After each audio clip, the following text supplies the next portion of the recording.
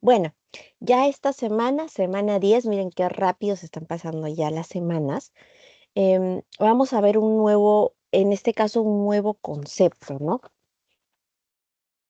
Pero yo les pregunto, ¿ustedes creen que, por ejemplo, han visto, ¿no? Que en el día a día hay muchas personas que son muy buenas, por ejemplo, elaborando manualidades. Hay personas también que son muy buenas, por ejemplo, memorizando palabras, trabalenguas. Hay personas muy buenas también contestando determinados ejercicios matemáticos. ¿Ustedes creen que todas estas personas son inteligentes?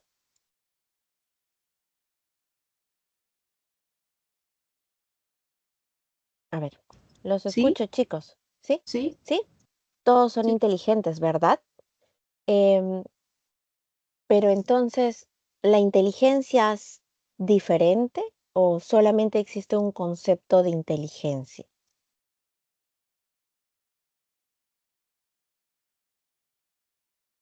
Porque todas estas personas hemos dicho son inteligentes, pero todos ellos comparten algo o son de manera diferente todos inteligentes. Son inteligentes de diferente manera. Ujú, son inteligentes de diferentes maneras. Muy bien, chicos, sí. La inteligencia en este caso, como estamos hablando, ¿no? La palabra inteligencia es un verbo que vamos a ver que a lo largo de los años ha ido cambiando y las personas se han ido preguntando qué es ser realmente inteligente, porque si bien vamos a ver la teoría en el tema de los clásicos era una, cuando ya fue avanzando la vida, fue cambiando también conforme la vida va cambiando, ¿no? Igualmente el día de hoy, ¿no? El día de hoy nosotros ya tenemos lo que es la inteligencia artificial, algo con lo que no contábamos hace unos 8 años o unos 10 años, o por ejemplo cuando yo estaba en la universidad era algo que no se tenía, ¿no? Pero el día de hoy ya está entre nosotros. Entonces ¿cómo vamos a continuar siendo? La pregunta va a ser ahora, ¿cómo realmente vamos a hacer frente a estos nuevos cambios en la era digital, teniendo ya presente a la inteligencia artificial con nosotros? Ya que esta tiene muchas, muchas, muchas opiniones, tanto muy buenas como tanto muy malas, ¿no? En todas las polaridades. Entonces, si bien tiene muchos beneficios, también vamos a ver que hay temas también en que hay errores, hay bastantes errores y eso necesita, ¿qué cosa? La inteligencia del ser humano. Por eso es que la inteligencia artificial también no va a ser única, ¿no? Pero sí va a ser algo que va a potenciar nuestra inteligencia. Entonces, para hablar un poco de esto es de lo que vamos a hablar hoy, la inteligencia, ¿no? Si bien recordando en semanas anteriores, ustedes han visto procesos ya como la memoria, el pensamiento, la percepción, la atención, ¿no? Procesos importantes, procesos, acuérdense, procesos cognitivos también, pero vamos a ver y vimos, bueno, se vio la semana pasada que el proceso del pensamiento en este caso es un proceso complejo superior que requiere, en este caso, por ejemplo, el memorizar, el aprender, el razonar, ¿no? Pero si bien nosotros hablamos del lenguaje la semana pasada, ¿se acuerdan? Como memoria, la memoria, ¿se acuerdan? Somos esas esponjitas que absorbemos todo, pero ya con el lenguaje nosotros vamos a devolver al mundo eso que hemos ido internalizando, que hemos ido aprendiendo, ¿no? Y a través de la inteligencia vamos a ver qué cosa vamos a devolver, porque no es que seamos robots que devolvamos lo que ya está predefinido, ¿no? Nosotros también, cada uno, somos inteligentes por sí mismos. Entonces vamos a ver que la inteligencia también juega un papel importante en nuestro rol que vamos a tener cuando ya lo devolvamos al mundo a través del lenguaje. Entonces, un poquito de todo esto es lo que vamos a ver. Y como ustedes están viendo, ¿no? Lo que vamos viendo cada semana también es como un engranaje gigante que se va a ir conectando. Entonces, para empezar, aquí, como les decía, ¿no? ¿Cómo nació la inteligencia, no? Em, si bien la inteligencia nació en un tema cognitivo, pongamos por aquí a la izquierda, ¿no? Dice, la inteligencia apareció en una célula, acá dicen, primera célula inteligente, que siguió inexorablemente la evolución hasta conducir a la identificación de la humanidad. En este caso, ¿no? La inteligencia fue algo que se fue dando, mira, acá podemos ver, ¿no? Fue algo que se fue dando en el tiempo, ¿no? Con esta aparición. Y luego dice acá en la derecha, el estudio de la inteligencia comenzó a finales del siglo XIX con el psicólogo francés Alfred Binet, ¿no? Entonces, ¿cómo apareció la inteligencia? La inteligencia fue algo que siempre llamó la atención, ¿no? De qué hace que una persona sea más inteligente, qué hace que él sea inteligente y él no. ¿Por qué, quién es más inteligente, no? No sé, mi hijo A, mi hijo B, o de los chicos del salón, ¿quién es el más inteligente? Esas fueron preguntas que fueron naciendo también en las cabezas de los psicólogos, de los mismos profesores, de las personas que enseñaban, de los padres, de todo el mundo fue pensando, ¿no?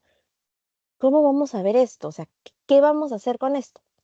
Y ahí fue, entonces, como dice aquí a la derecha, que Alfred Binet en este caso creó una prueba para identificar, en este caso, la inteligencia, ¿no? Porque dijo, no, todos tienen que aprender, pero algunos necesitan más ayuda, algunos necesitan un apoyo específico.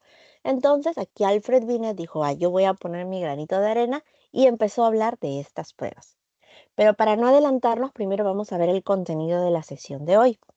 La sesión de hoy vamos a hablar un poco de la definición de la inteligencia, ¿no? ¿Cuál es qué es inteligencia para nosotros? ¿Con qué definición nos vamos a quedar? ¿No? Antecedentes. Y luego de esto vamos a ver ya la teoría clásica de la inteligencia, que como decía, en este caso Alfred Binet nació más o menos a finales del siglo XIX, ya muy atrás, muy atrás, muy atrás, ¿no? Pero también tenemos algunos representantes, como son Spearman, Thornton, Louis Leon Thornton y Raymond Cattell. Luego tenemos teorías, vamos a ver las teorías contemporáneas de la inteligencia, porque como les digo, la inteligencia no es la misma alrededor del tiempo. Vamos a ver que se vieron diferentes enfoques para entender este constructo, ¿no? Que puede ser una palabrita, ¿no? Inteligencia, pero vamos a ver qué hay un detrás de todo esto. Entonces, ahora sí, para empezar la primera parte, vamos a hablar de lo que es la inteligencia, ¿no? La inteligencia palabra inteligencia proviene de intelligere, que es una palabra, en este caso en latín, que significa leer entre líneas, ¿no? Significa comprender, en este caso percibir algo, ¿no? Entre líneas. Em, entonces, etimológicamente, por ejemplo, esta palabra de inteligencia, en este caso, habla de, perdón, intelligere en sí habla de elegir o definir la mejor opción de las que nosotros tenemos en este caso, ¿no? Y también porque dice sabe leer entre líneas, porque para definir las opciones a veces no te lo dan directamente, ¿no? Entonces es también saber leer entre las líneas para definir cuál va a ser la mejor solución, la mejor opción. Entonces, inteligir es saber leer entre estas líneas, ¿no? Pero más tarde, la psicología decidió dar una definición a lo que es la inteligencia, ¿no?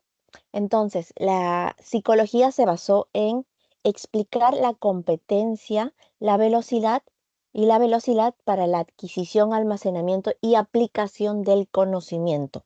Habló de dos temas muy, muy, muy, muy importantes. En este caso, habló sobre la competencia, donde competencia se va a referir a la capacidad o capacidades para resolver una situación o un problema que nosotros tengamos. Y también habló de velocidad.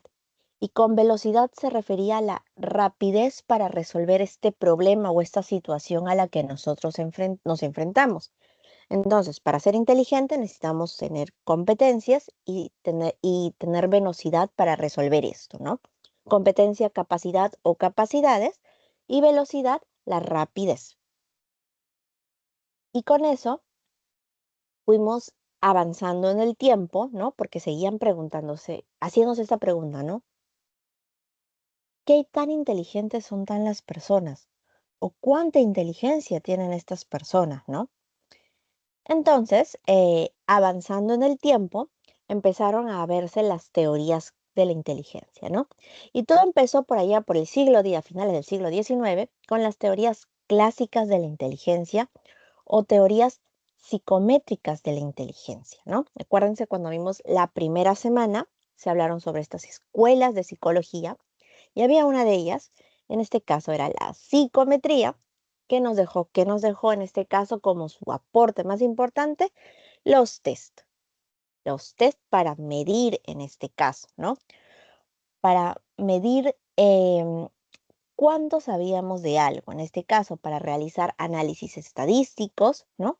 Porque la psicometría se basa en estos análisis estadísticos para dar las medidas exactas sobre ciertos constructos, ¿no? Ustedes saben que existen bastantes pruebas el día de hoy, pero en este momento vamos a hablar solamente de las pruebas, en este caso de inteligencia, ¿no? Porque la tesis implícita que tiene la psicometría es, si existe algo en alguna medida, entonces eso que existe en alguna medida puede, puede medirse y ser medido, en este caso, ¿no? Entonces, dijeron, si la inteligencia existe, existe en alguna medida. Y si existe en alguna medida, puede medirse, ¿no? Entonces, vamos a hacer los test de inteligencia, dijo la psicometría. Entonces, la psicometría buscó determinar si la inteligencia era una capacidad global que todos teníamos, que todos compartíamos, o eran un conjunto de habilidades específicas, particulares, que tenían las personas, ¿no? Entonces, un aporte que también hicieron estas teorías clásicas o teorías psicométricas es que fundamentaron el origen de la inteligencia de manera hereditaria, en este caso, ¿no? Y que era de origen estable e invariable en el tiempo. Algunos sí comentaron de que podía darse, ¿no? Pero en su momento en cada una de sus teorías, ¿no? Pero ellos comenzaron partiendo de esto, ¿no? De que era de origen hereditario. Y si es de origen hereditario, ya viene de mi papá, proviene de mi mamá, y eso también nos hacía que fuera un componente individual. ¿Por qué? Porque obviamente no todos tenemos el mismo papá y la misma mamá. Entonces esto varía. Pero también ustedes se preguntarán, pero si, bueno, quienes tengan hermanos, ¿no? Yo, por ejemplo, tengo hermanos. Bueno, sí, tengo hermanos. Entonces pensarán, ¿no? ¿Por qué mi hermana o mi hermano, no sé, en su caso me pongo, no es tan inteligente como yo, o yo no soy tan inteligente como mi hermano o como mi hermana? ¿Qué hace si es que nosotros nacimos de los mismos padres, ¿no? Y basándome en esto, tenemos este origen hereditario, ¿no? Entonces debería ser lo mismo, ¿no? Pero ahí vamos a ver que también hubieron otras variables, ¿no? Variables de las que ya hablaron, en este caso, las teorías contemporáneas, ¿no? Las teorías contemporáneas hablaron sí de este origen que dijeron sí, tienen razón, allá las teorías clásicas, ellos tienen razón, tienen su punto de vista, pero nosotros no solamente vamos a hablar de cuán inteligente es una persona, o sino vamos a hablar de cómo va a utilizar esa inteligencia la persona, cómo lo va a utilizar, cómo lo va a poner en práctica. Entonces va a hablar sobre el desarrollo y la formación de estas estructuras, ¿no? Y entonces allí ya empezaron a hablar otras personas sobre las teorías de la inteligencia, pero más referidas al tema de la adaptación a nuestro medio. Por eso también todos nacemos de los mismos padres, pero nuestra inteligencia o el desarrollo de esta no es la misma. Entonces, vamos a continuar aquí. Como les decía, las teorías clásicas o las teorías clásicas o de las teorías psicométricas de la inteligencia tenían por objetivo conocer la estructura de la inteligencia, los componentes, acuérdense, si era un componente general o si era un componente, o si era un conjunto de componentes específicos los que componían esta inteligencia, su origen, que decían hereditario para ellos, ¿no? Invariable en el tiempo, y bueno, era capaz de medirse, ¿no? Porque acuérdense, la psicometría decía, si algo existe, existe en alguna medida, y si existe en alguna medida, puede ser medido, la inteligencia. Entonces, el primer test de inteligencia fue dado por Alfred Binet allá a finales del siglo XIX. A finales del siglo XIX, él dijo, yo voy a medir en este caso quiénes de estas personas necesitan de repente un apoyo en apoyo en el desarrollo del aprendizaje, ¿no? Entonces, en este caso, Alfred Binet buscó medir, por ejemplo, tareas como la comprensión lectora o aritmética o numérica, ¿no? En este caso, el dominio de vocabulario también que podíamos tener, utilizando un componente de niveles mentales, ¿no? Que a él le llamó a eso, ¿no? Pero acá dice, ¿no? Eso es lo que intentaba medir. Y bueno, ¿con quién lo hizo? Un psiquiatra, en este caso Theodore Simon, le ayudó en este caso a realizar su prueba. Y con el paso del tiempo esta fue mejorada, fue traducida al inglés y se llama la prueba de Stanford-Binet, ¿no? Así ya fue conocida para realizar la medición de la inteligencia, ¿no? Y bueno, a través de esto también vimos que desarrollaron otros, ay, perdón, se me pasa esto, dos conceptos, ¿no? Otros dos conceptos, perdón, ya me pasa, perdón. Entonces, con el paso del tiempo, vimos que esta prueba, perdón, quiero estornudar, perdón, ya, este, vimos que la prueba se fue desarrollando en el tiempo y ¿qué nos dejó? Nos dejó dos conceptos importantes, ¿no? Que tenemos que tener en cuenta porque otras pruebas también lo van a utilizar. Entonces, el primero de estos es la edad mental, ¿no? Entonces, esto, acuérdense, estamos en el área de las pruebas, ¿no? Todos se dan en base a estas pruebas, a pruebas que nosotros resolvemos, ¿no? Entonces, mi edad mental es el puntaje de la edad que yo puedo alcanzar desarrollando estas pruebas, por ejemplo, en comparación con el puntaje promedio de un rendimiento de mis coetáneos, ¿no? De mis pares de edad, ¿no? Entonces, por ejemplo, ustedes resuelven una prueba y les sale, no sé, 90, imaginemos, ¿no? Entonces lo comparan si al grupo de otros pares de su edad alcanza este mismo puntaje, más, menos, ¿no? Están en los rangos, ¿no? Por eso es que existen estos baremos, en este caso, baremos o estas tablas de medidas para nosotros dar una respuesta, ¿no?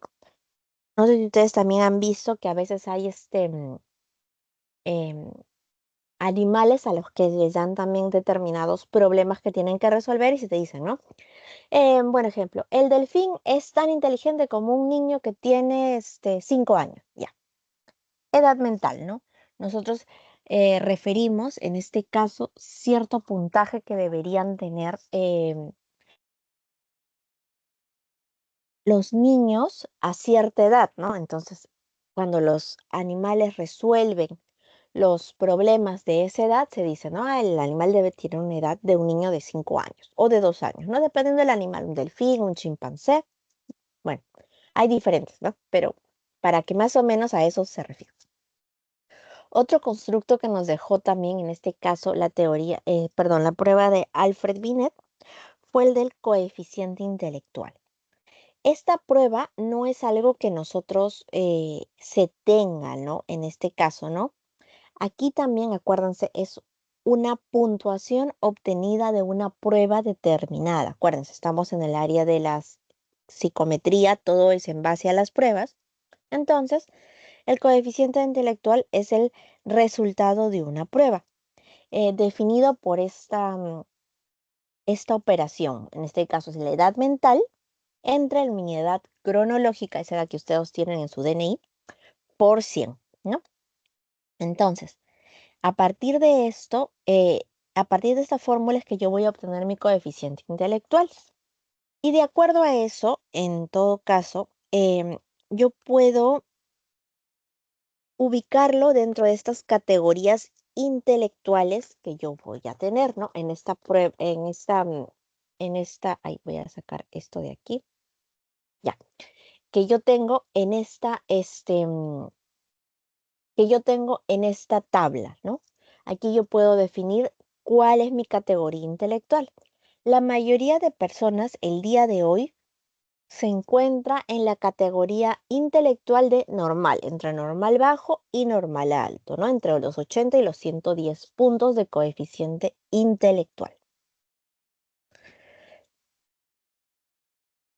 Pero con el tiempo también se fueron dando cuenta que en las evaluaciones de la inteligencia, también el tema de la motivación podría constituirse como una variable importante a considerar para explicar las diferencias en las puntuaciones obtenidas por los sujetos, ¿no? Podemos tener, imaginemos a Albert Einstein cuando era chiquito, lo tenemos en nuestro salón y le damos una prueba, ¿no? Puede ser que ese día Albert Einstein se haya levantado tarde, puede ser que se haya quedado estudiándose el día anterior hasta tarde y hoy día se haya levantado tardísimo o de repente se sienta mal, de repente está enfermo con estos cambios de clima, se está agarrándose un resfriado y eso hace que su motivación, por ejemplo, esté bajita, ¿no? Entonces, quizás él es muy inteligente en este caso, pero no se siente bien para desarrollar la prueba, ¿no? Entonces no da su completo potencial, en este caso no lo demuestra, ¿no? Entonces vamos a ver que la motivación también puede influir en esta puntuación obtenida por las pruebas, pero es algo que se empezó a ver con el tiempo. Voy a seguir pasando. Como les decía, aquí está el primer test de inteligencia, que es el que nos dio en este caso Alfred Binet, psicólogo francés, que está aquí a la izquierda, arribita.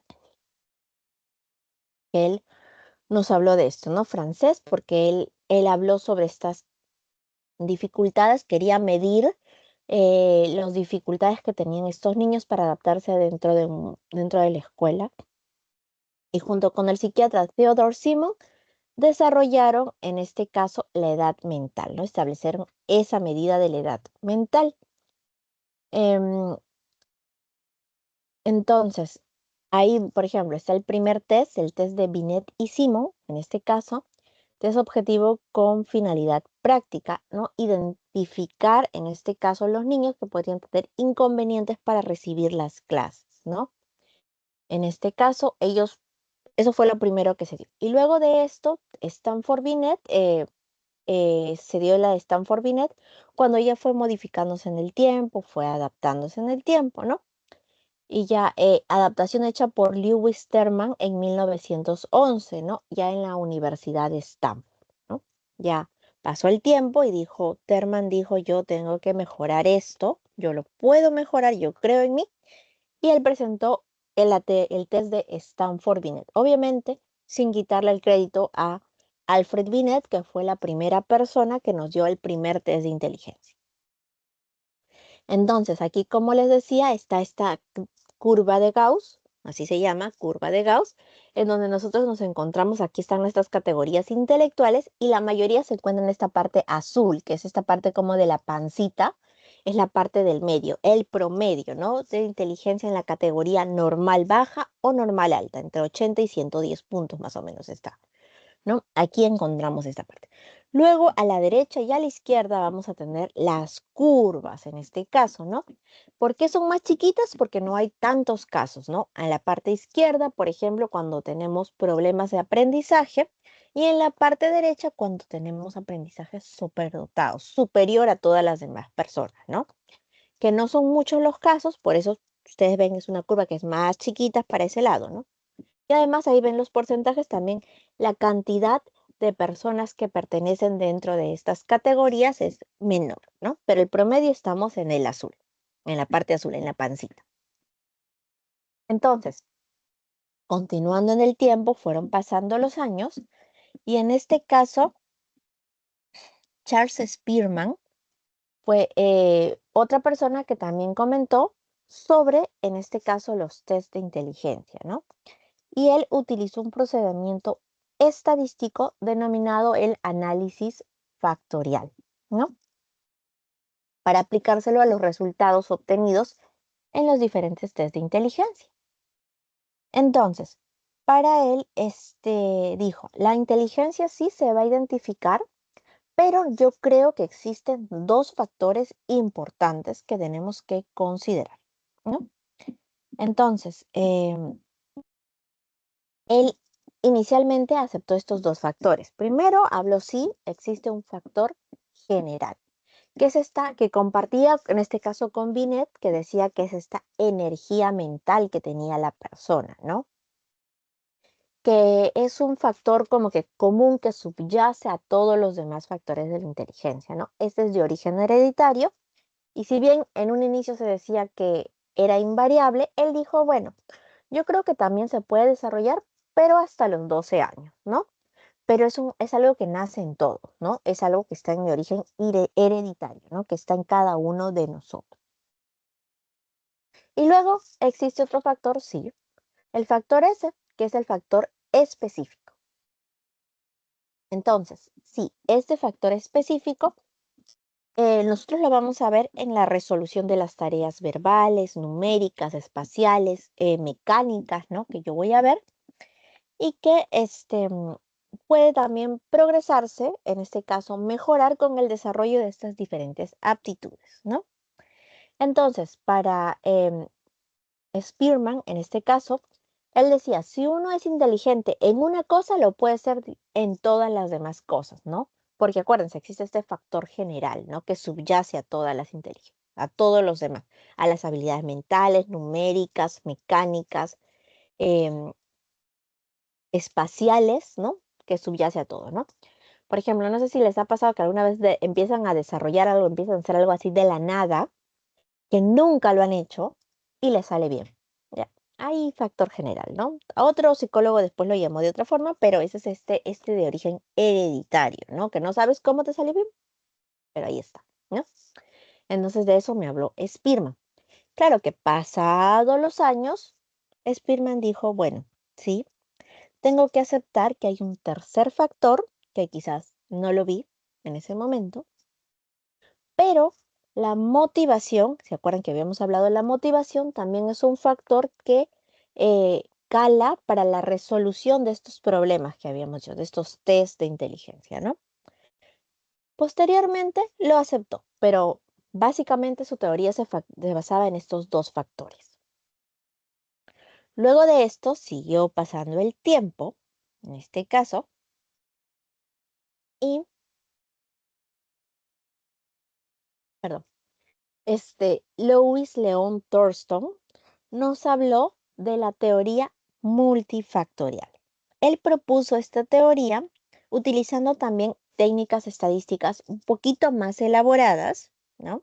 Él se demoró un poquito más, pero identificó matemáticamente 7 aptitudes o capacidades generales o mentales primarias que componen en este caso la inteligencia general, ¿no? Todas estas habilidades o capacidades mentales primarias componen la inteligencia general. Entonces, él habló de 7 habilidades mentales primarias y también independientes, pero que juntas componían la inteligencia general.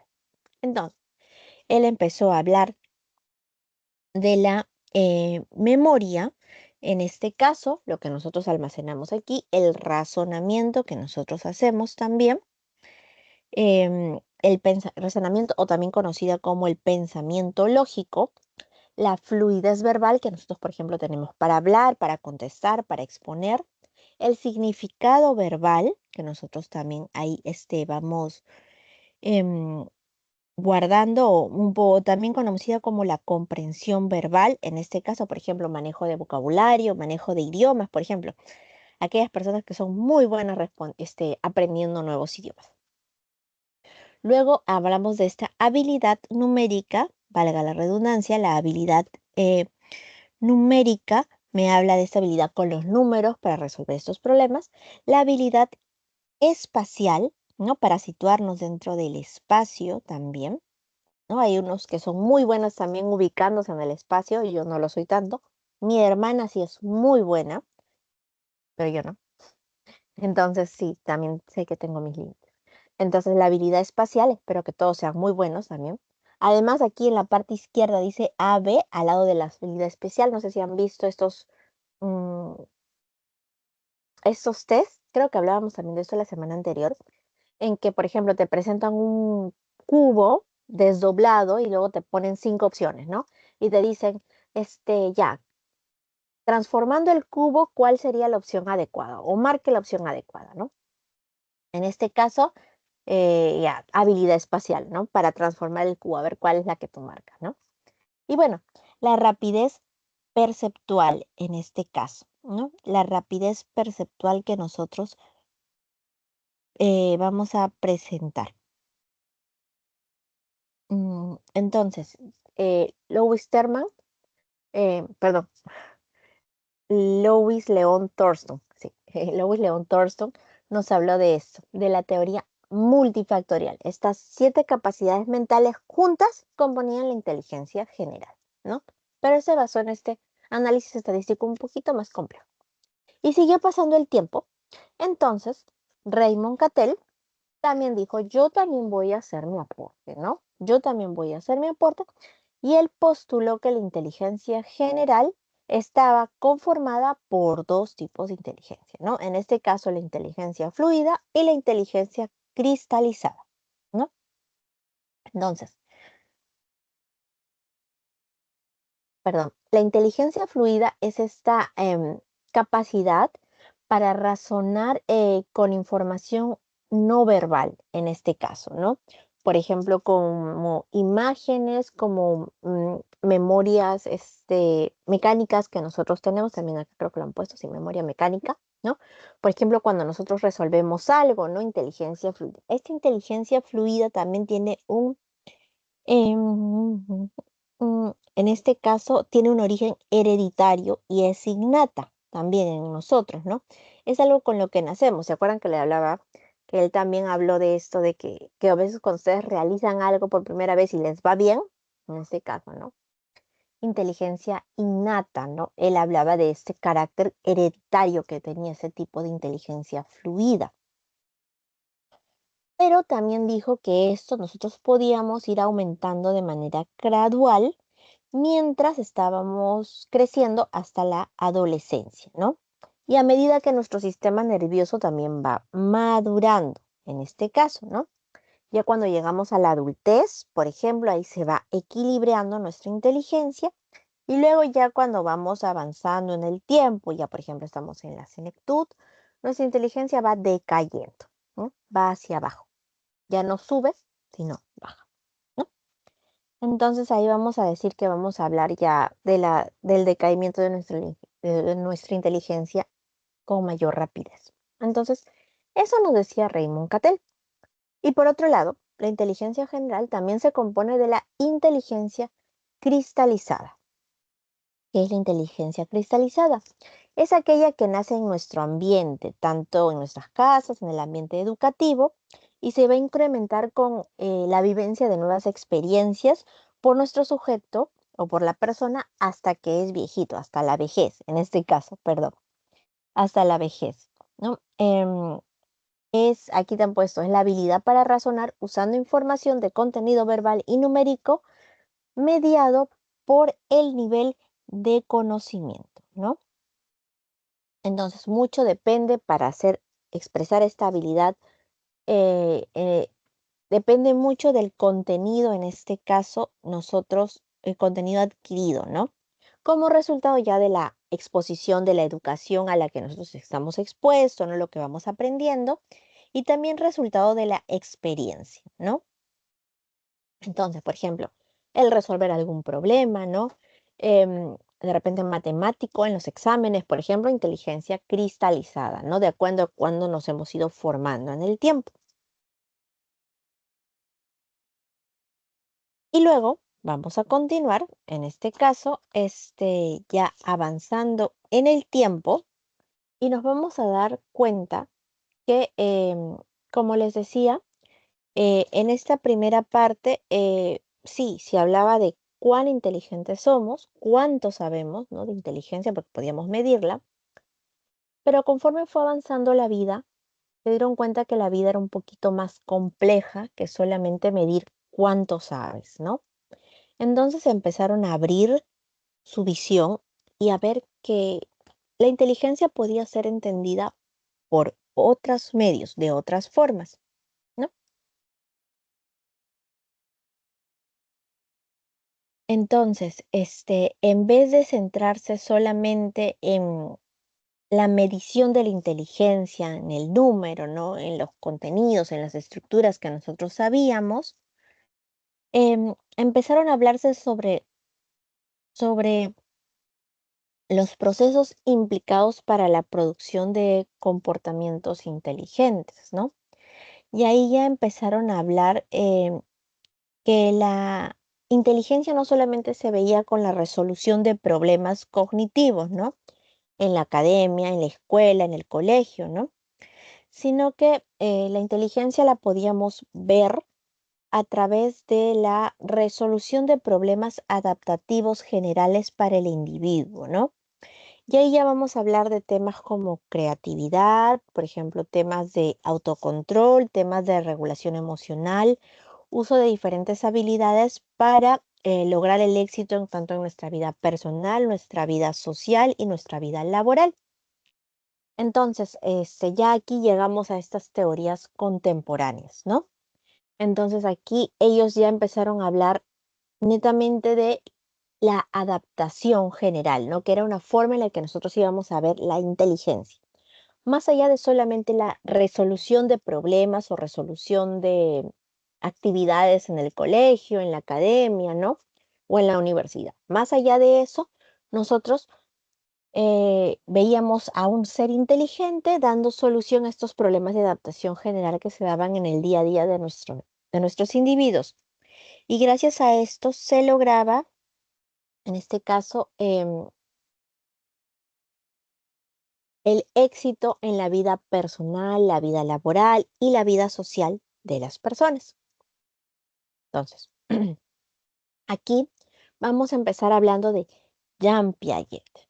Jean Piaget, ya hemos hablado de Jean Piaget, espero que también lo hayan escuchado. Jean Piaget es un biólogo suizo, psicólogo suizo también, muy conocido por su descubrimiento, o fue uno de los primeros que habló sobre el desarrollo intelectual en los niños, ¿no?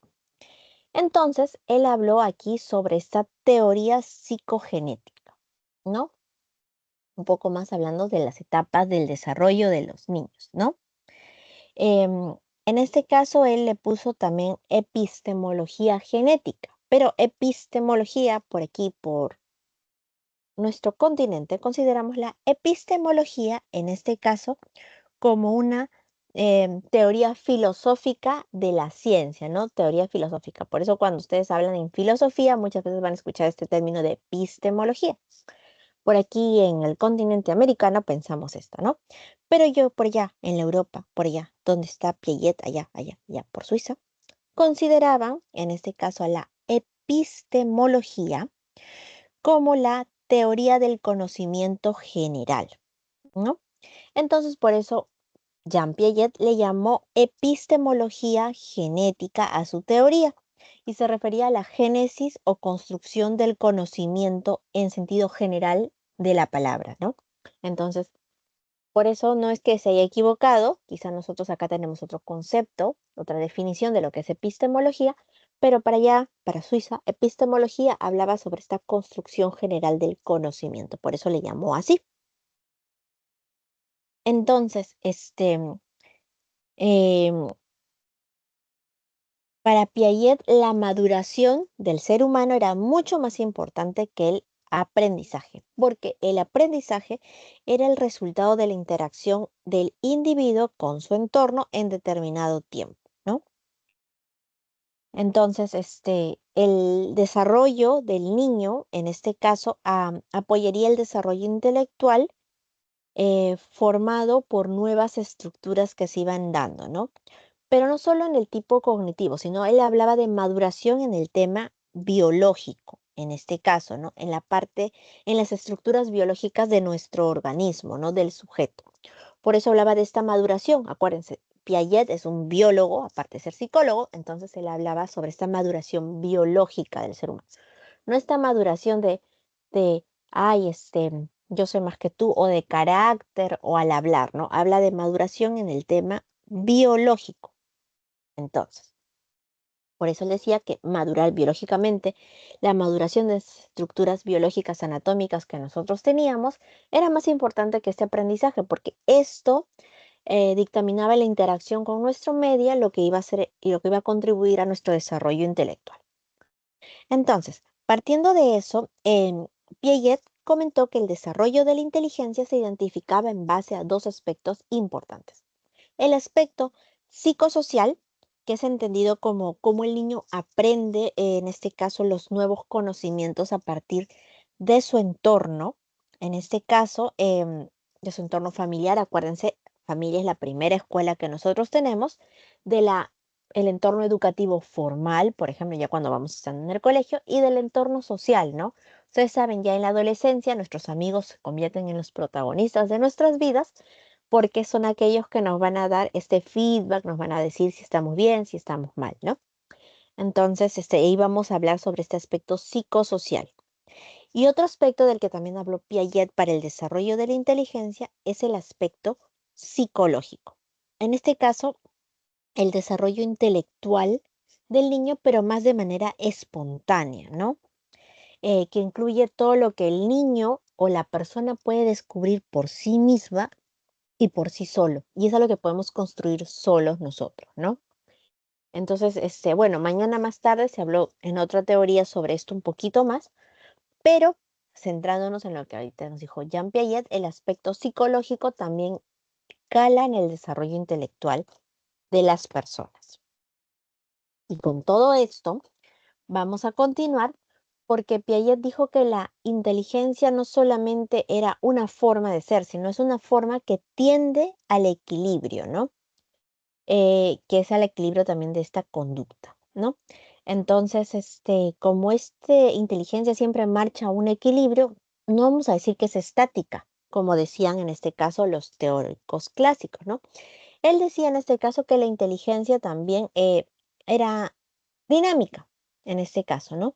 Porque siempre busca un equilibrio progresivo en el tiempo. Equilibrio, por ejemplo, como es la autorregulación emocional, en este caso, eh, por ejemplo, para responder, en este caso, a situaciones problemáticas en nuestro exterior. Entonces, para que se dé este equilibrio, Piaget habló sobre estas etapas, ¿no? Porque él decía que ese equilibrio se daba a través de estas cuatro etapas de desarrollo o cuatro estadios principales en que se discurre a lo largo del tiempo. Entonces, vamos a empezar con esta etapa sensorio-motriz, que es la etapa de los niños en crecimiento de los 0 a los 2 años, ¿sí? Desde que nacemos hasta los 2 años, ¿no? En este caso, ¿qué se da? El incremento de las coordinaciones de percepción y de movimiento, ¿no? Ahí el niño recién está empezando a tocar, por ejemplo, plumones, sentir sensaciones, texturas, ¿no? Cómo conoce el mundo a través de sus manos. En este caso, acuérdense de las modalidades sensoriales, sensibilidad áptica o cutánea, ¿no? Va conociendo el mundo en este caso. Y aquí hay algo importante, ¿no? Desarrollan la permanencia de objeto, porque el niño no nace con esta capacidad, la va desarrollando en el tiempo. Por eso no sé cuántos de ustedes aquí tengan hermanos, primos, chiquitos, vecinos, no sé, de estas edades. Pero ¿no les ha pasado que están jugando con el niño y a veces agarran, por ejemplo, su separata y se tapan, ¿no? Y le dicen, ¿onta bebé? Le dices así, te tapas o te escondes, ¿no? Y el bebé como que medio que, no sé si lo han visto, pero en ese rato se asusta o como que empieza a mirar al lado. Y tú le dices, ¿onta bebé? Y luego te descubres. Aquí está, le dices, ¿no? ¿Por qué pasa esto? Porque el niño no tiene desarrollada la permanencia de objeto. Entonces, si al niño tú te escondes, para él ya no existes, te moriste, ya no vives nunca más, ¿no? Y se asusta, obviamente, para eso, porque el niño aún no ha desarrollado la permanencia de objeto. Por eso es que este juego funciona tan bien con estos niños a esta edad, ¿no? Pero ya a lo largo del tiempo va desarrollando esta permanencia de objeto, ¿no? Ya va sabiendo, quizás se va a seguir riendo por el jueguito, pero ya más o menos va entendiendo de que yo solamente me estoy escondiendo, en verdad, no me estoy yendo a ningún lado, ¿no? Pero ya con el tiempo vamos a ir desarrollando. ¿Y por qué también esto es importante? Porque ya con el tiempo vamos avanzando y vamos a ir a una siguiente etapa en donde vamos a hablar de la etapa preoperacional, de los 2 a los 7 años, una etapa muy, muy importante. ¿Por qué? Porque vamos a regresar en el tiempo a la semana anterior cuando se habló sobre el pensamiento. Las funciones del pensamiento, una de las funciones del pensamiento era la elaboración de conceptos y la otra función muy importante es esta función simbólica, la función representacional. ¿Qué permite a los niños? Permite, por ejemplo, recordar situaciones anteriores que ha pasado. em, por eso, por ejemplo, si es que una mamá se va, a esa edad sabe que la mamá va a regresar. Acuérdense de la permanencia de objeto, ¿no? Yo, por ejemplo, si antes he visto algo, empiezo a pensar, recuerdo, ¿no? Representación mental, representación simbólica, ¿no? Entonces ya el niño empieza a utilizar estas cositas, estas representaciones mentales para resolver, por ejemplo, problemas que va teniendo a lo largo de su vida, ¿no? Y también empieza a utilizar símbolos como letras, números, ¿no? Por ejemplo, cuando a los niños ya les van enseñando el abecedario o les van enseñando los numeritos que existen, ¿no? Ahí los niños van aprendiendo. Por eso también la currícula que se tiene en los colegios no es porque nos levantamos y dijimos, van a aprender esto, ¿no? Tienen una etapa de desarrollo en la que pueden aprender algunas cosas y otras, ¿no? Por eso no todo se da en un inicio, ¿no? Con el tiempo se va avanzando, se va haciendo un poquito más complejo, porque también nuestro pensamiento, nuestro desarrollo va avanzando en el tiempo. Piaget es una persona constructivista. Él hablaba de que el aprendizaje, en este caso la inteligencia, se iba construyendo en el tiempo. Entonces, volviendo a lo que les decía en el pensamiento preoperacional, em, los niños desarrollan esta función simbólica, pero el pensamiento del niño, ¿qué es? Es un pensamiento de tipo animista, prelógico e irreversible, ¿no? Entonces, él no sabe regresar al punto de inicio. Por ejemplo, si a un niñito clásico en un experimento, ¿no? Tú tienes una jarra de agua en un litro de agua en una jarra de agua, y lo divides en diferentes vasos, que pueden ser de diferentes tamaños, colores, ¿no? Formas. Y tú le dices al niño que si quieres, que si puedes regresar todo, le dices, ya, ¡ay! Ya dividí el agua, ¿y ahora qué hago? ¿Cómo lo regreso al inicio? Entonces el niño se va a asustar porque es muy probablemente que no te va a saber decir y se va a asustar porque piensa que no hay reversibilidad, no se tiene esto desarrollado, ¿no? Su pensamiento es irreversible, ¿no? Si tú ya dividiste el agua, no lo puedes devolver a la jarra completamente, ¿no? Bueno, por etiqueta no se debería, ¿no? Pero por el experimento sí se podría hacer y se volvería a tener la misma jarra de agua en un inicio. Simplemente se ha cambiado el contenedor, pero puede volver a hacer lo mismo. Pero en esta etapa los niños no piensan que esto sea posible. Igualmente, em, no sé si les pasa con los niños o las niñas, esto se ve muy, muy clásico. Cuando, por ejemplo, empieza a hacer frío y estás con tu niña y tú llegas y le dices, tápate porque está haciendo frío, ¿no? Ponte una casaca. Si vamos a ir al parque, por ejemplo, ponte una casaca, lleva una casaca. Y el niño dice, no, pero voy a jugar. O la niña, y le dices, no, ponte una casaca, ¿no? No sé si les ha pasado, pero a mí sí me ha pasado con mi ahijada, que yo he estado con ella, por ejemplo, y mi ahijada jugaba con muñequitas, y entonces ha traído su mantita para tapar a su muñequita, ¿no? Y yo le digo, ¿y por qué traes tu mantita? ¿Tienes mucho frío? Y ella me dice, no, voy a abrigar a mi muñeca, porque mi muñeca tiene frío. Pensamiento animista. Le están dando vida en este caso a este objeto inorgánico, en este caso la muñeca, ¿no? Lo mismo pasa, por ejemplo, con los niños cuando están caminando en la noche, por ejemplo, no sé si les ha pasado que los niños en la noche o en el día, ¿no? Que dicen, por ejemplo, mira mamá, la luna me está siguiendo, a donde yo voy, la luna va conmigo, porque la luna me sigue. Pensamiento animista. Lo mismo pasa con el sol, lo mismo pero en versión sol. Te dicen, mira mamá, el sol me sigue para donde yo voy, no me deja solo. Pensamiento de tipo animista, ¿no? Entonces, aquí el niño piensa también en sí mismo, tiene este pensamiento de tipo egocéntrico, ¿no? Porque no puede ver mucho más allá de eso, ¿no? También, por ejemplo, no sé si les ha pasado, ¿no? Que, bueno, a mí me pasó con Sebas, cuando tenía 5 años, le dices, Sebas, ya, ¿qué póster vamos a hacer para la mesa, ¿no? Para su cumpleaños. Y él me decía, quiero gelatina de fresa, porque le encanta le encanta la gelatina de fresa.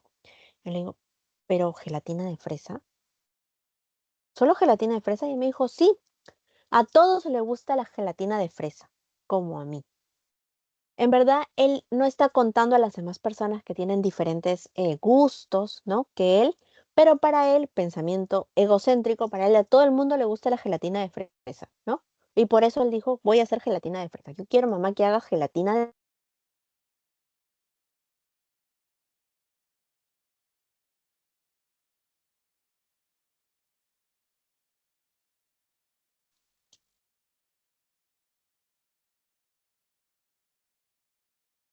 Uy, escucho algo. Profesora, Sí, ¿me escuchan? Creo que se me le quedé cortó hablando solita. Se le cortó cortó. ¿En qué parte se quedaron, chicos? en la gelatina de Sebastián. Ah, ya, en la gelatina de Sebas, ya. Eso fue en el pensamiento preoperacional. Gracias, chicos.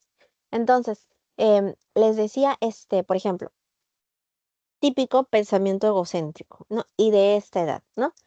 Ya cuando el niño ya, por ejemplo, cumplió 8 años, ya dejó de pensar en eso, ya no quería solamente gelatina, sino ya pensó en hacer alfajores, porque tenía una amiguita en el colegio a la que le gustaban los alfajores y siempre llevaba alfajores a su colegio y le compartía, ¿no? Entonces ya vamos pensando y ya va viendo que está viendo más allá, ya no solamente piensa en él mismo, ve a otra persona.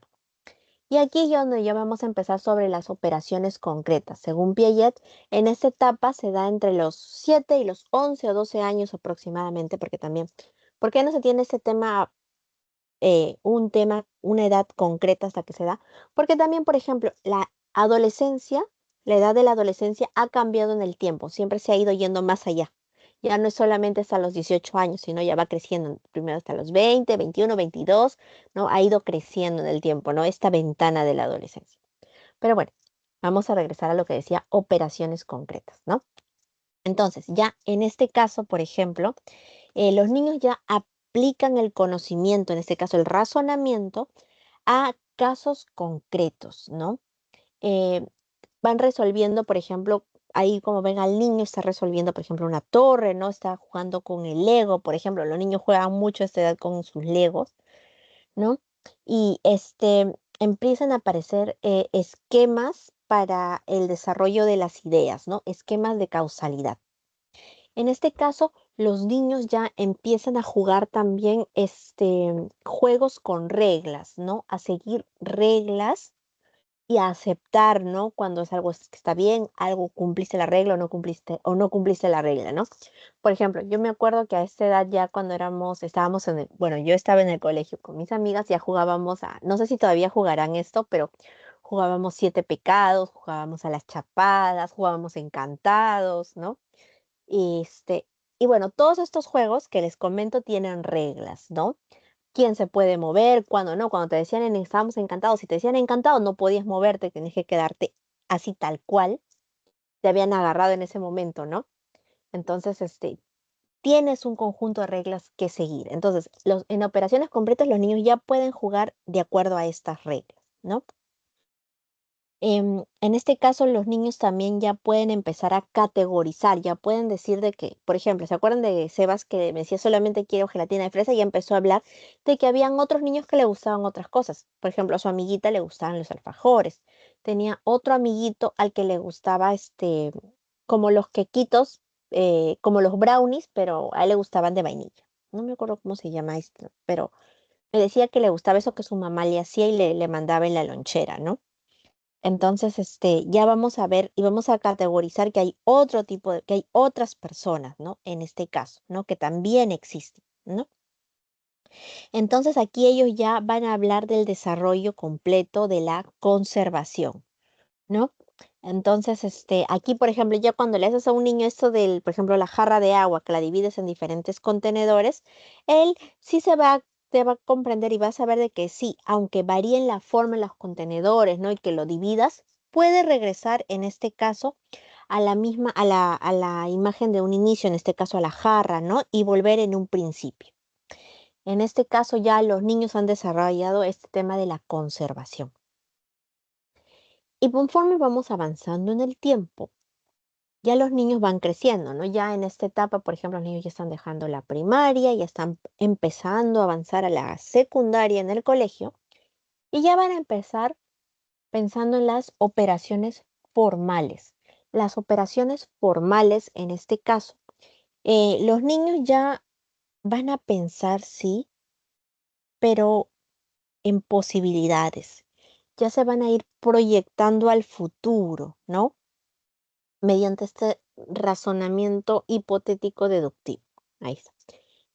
¿Qué podría pasar si, no? A ver, ¿qué podría pasar si hoy día no voy al colegio? ¿Qué podría pasar si no resuelvo el examen? ¿Qué podría pasar si como mucha torta de chocolate, no? Bueno, no sé si de verdad piensan esto de la torta de chocolate porque a ellos les encanta.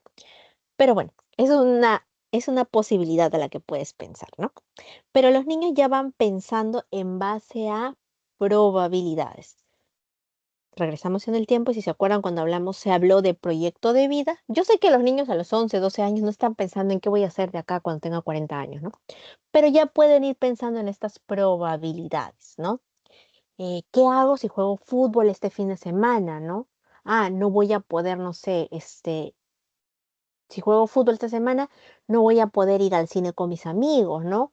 Si voy al estadio, por ejemplo, hoy día viernes o por ejemplo, el lunes, no voy a poder ir, por ejemplo, al colegio ese día porque tengo que estar, ¿no? Entonces, el niño ya va empezando probabilidades, ¿no? Si me voy a bañar en la piscina, no voy a ir a poder jugar con mis amigos al parque, ¿no?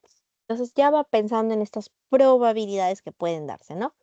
Pero obviamente aquí ya empezamos a hablar y por eso se empieza a hablar del proyecto de vida a esta edad también, ¿no? Ya que está un poquito más entrando a la adolescencia, ¿no?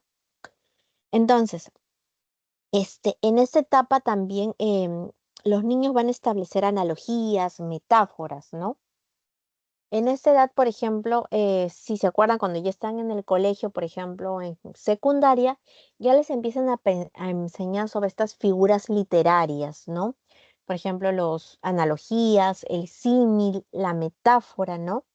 De literatura, de lingüística, también te empiezan a hablar de eso, ¿no? ¿Por qué no más chiquitos? Porque cuando eres chiquito no tienes ni siquiera la noción de conservación ni permanencia de objeto desarrollada. Entonces, si te explico eso, te entra por un lado y te sale por el otro. Ya cuando tú vas creciendo y ya estás en esta etapa de operaciones formales, ya me puedes entender. Ya empiezas a pensar en estas perspectivas, en las analogías, en lo que puede ser, en el pensamiento hipotético deductivo, como dice acá, ¿no? Entonces, yo ya voy pensando en lógica también, por ejemplo, ¿no? Y aquí también ya vamos a empezar a desarrollar conceptos un poquito más abstractos y difíciles, que son estos conceptos morales. Ya vamos a hablar de justicia, términos de justicia, responsabilidad, derechos humanos, ¿no? Ya empezamos a hablar de algo más complejo en este caso, ¿no? Entonces, vamos a aplicar estas soluciones a los problemas que vamos a ir presentando en la vida. Eh, a ver. A ver, chicos, son 10:36. Em, Sé que la clase son 2 horas. Normalmente yo cuando hago clase de 2 horas doy un pequeño break de 5 minutos para que puedan ir al baño. No sé, chicos, si ahorita desean esto o están bien y continuamos.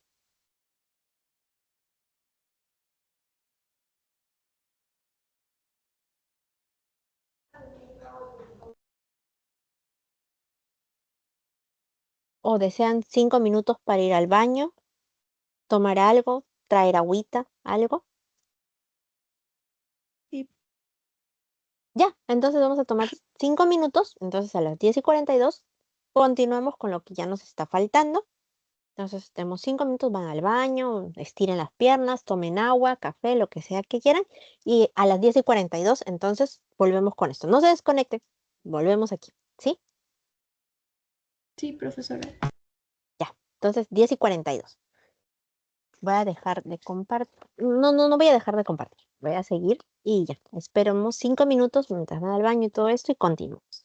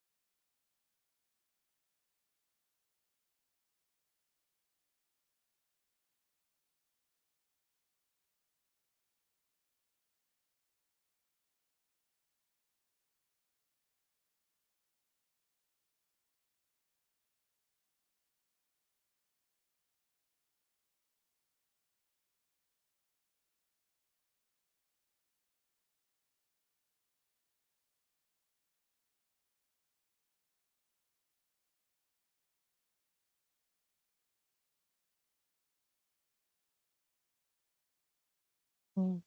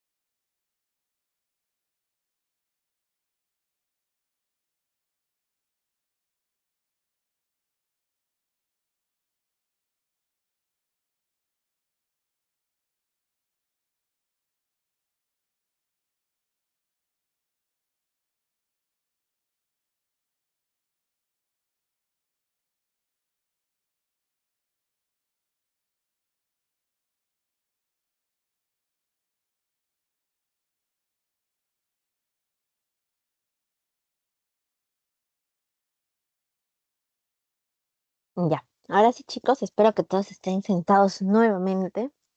Ya son 10:42, entonces sí vamos a continuar.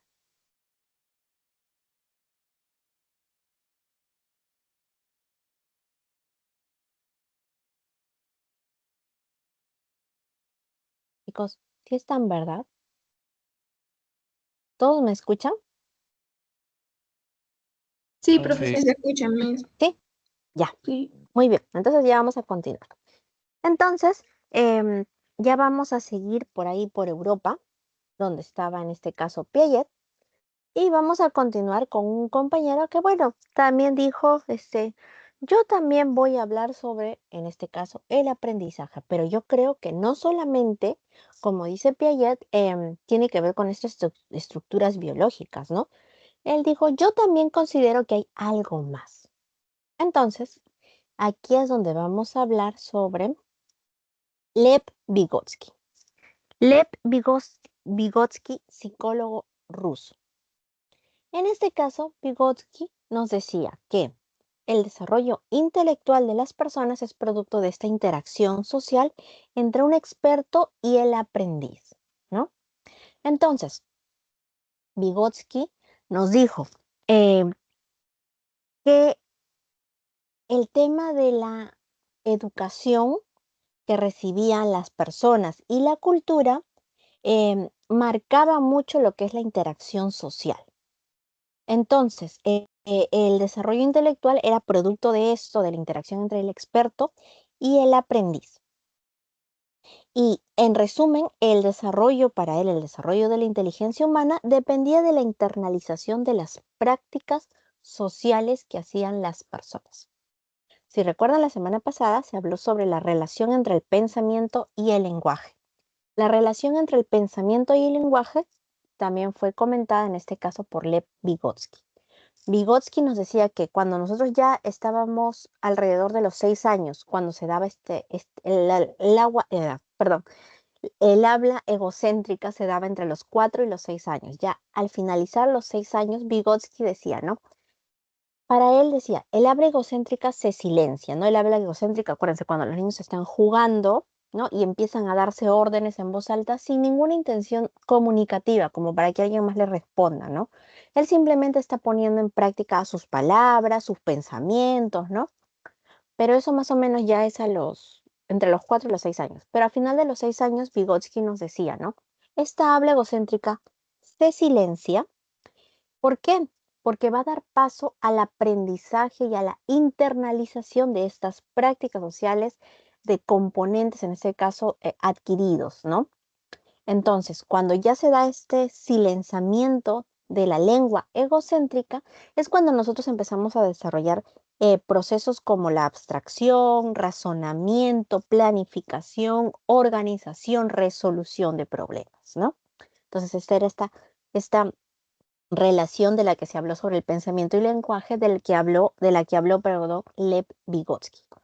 Pero aquí también Vygotsky aportó su granito de arena en el tema de la inteligencia, hablando sobre la teoría sociohistórica, que para él, como les decía, sí, todo tiene que ver con la estructura, sí, estuvo de acuerdo con lo que dijo Piaget, pero le agregó este componente o este actor adicional, que en este caso es el medio, ¿no? La interacción social que se da en este medio entre un experto y un aprendiz garantiza lo que es el desarrollo intelectual en las personas, ¿no?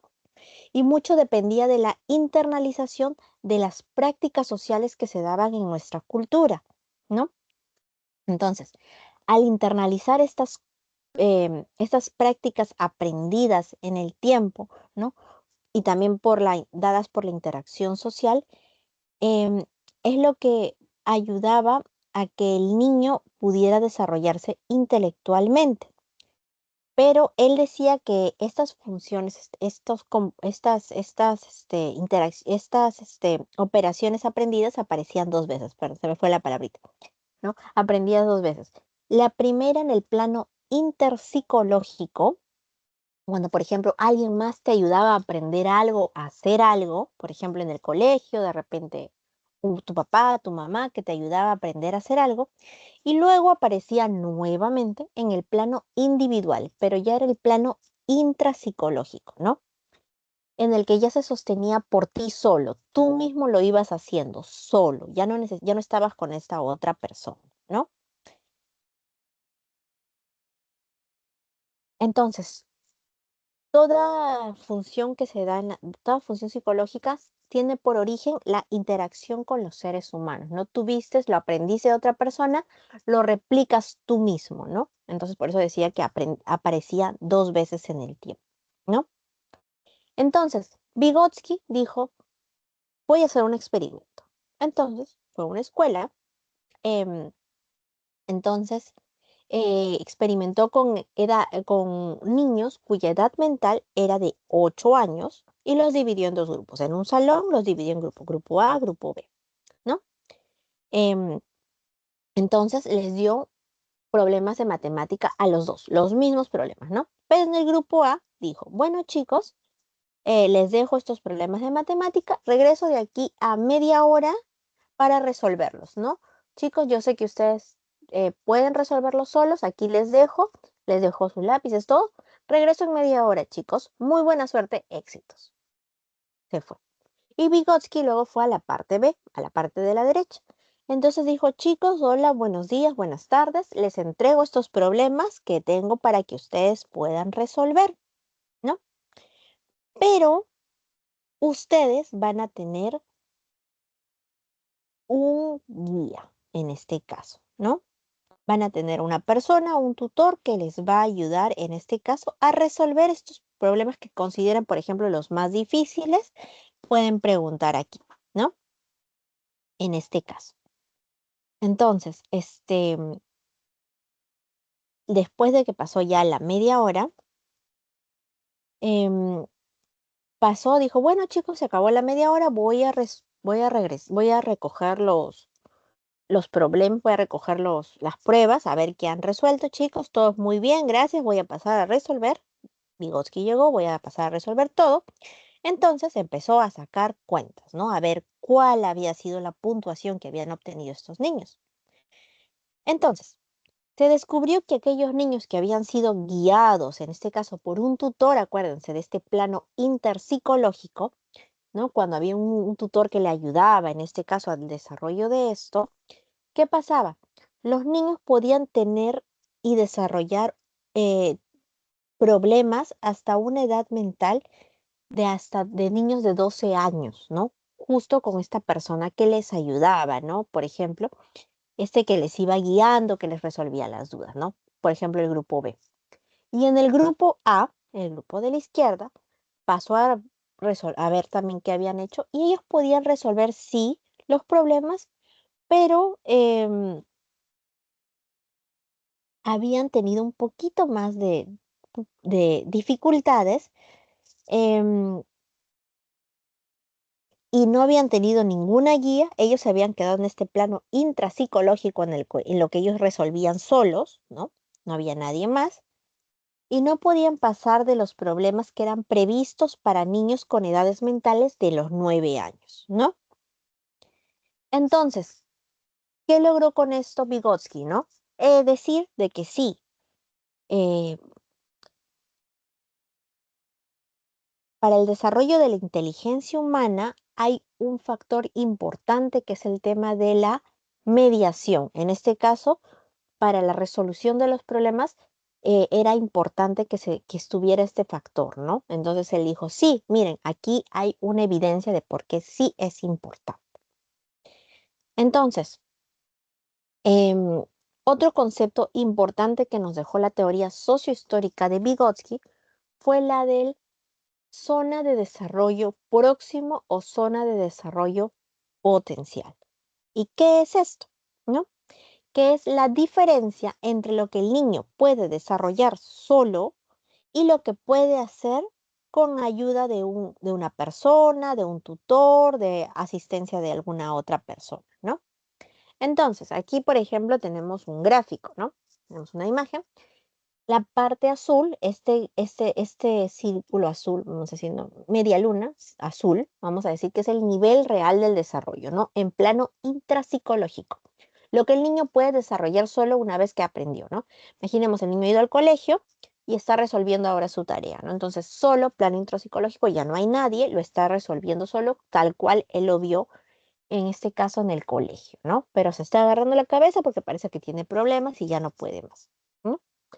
Y luego vamos a hablar de la zona de desarrollo próximo. En este caso, mm, este, no, perdón. Y luego vamos a continuar, en este caso, con esta media luna naranjita que está más a la arribita, ¿no? Y ahí vemos una imagen del niñito que está resolviendo también su tarea, pero por ejemplo, puede ser su papá, un tutor, un amigo, no sé quién, su hermano puede ser también, ¿no? Que le está ayudando en este caso a resolver los problemas. ¿Qué es esto? Un mediador, ¿no? Alguien que le está dando apoyo, que le está dando guía, ¿no? En este caso, ese es el nivel de potencial de desarrollo, lo que puede hacer en este caso con esta ayuda. Y la zona de desarrollo próximo, la que está aquí de plomito, es esta diferencia entre lo que yo puedo hacer realmente solo, entre la diferencia entre lo que yo puedo hacer con otra persona, quitándole lo que yo puedo hacer solo. Esa zona que te queda aquí, esa es la zona de desarrollo próximo o zona de desarrollo proximal. También le digo estos dos nombres porque así es definido en las diferentes literaturas, los diferentes libros en los que pueden ver si ustedes quieren en este caso ahondar un poquito más de esto, ¿no?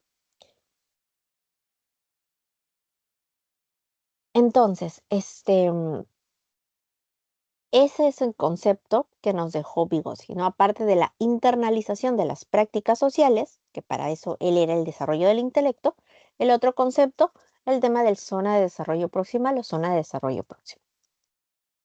Luego, otra persona que decidió hablar sobre la inteligencia, pero ya no en Europa, ahora nos vamos a ir al continente, en este caso de América del Norte, vamos a ir específicamente a América del Norte, y también dijo, yo también voy a hablar sobre la inteligencia, pero yo no creo que la inteligencia sea un único constructo como era el que decían, por ejemplo, los teóricos clásicos, ¿no? Yo creo que la inteligencia es de tres tipos. Y aquí fue que se habló sobre la teoría triárquica de Robert Stenberg, ¿no? No sé si alguno de ustedes puede abrir su micrófono, se acuerda de Robert Stenberg y qué teoría previamente ya se ha visto con él, que tenía que ver con un triángulo también, con un corazón. ¿Alguien se acuerda? La teoría del amor.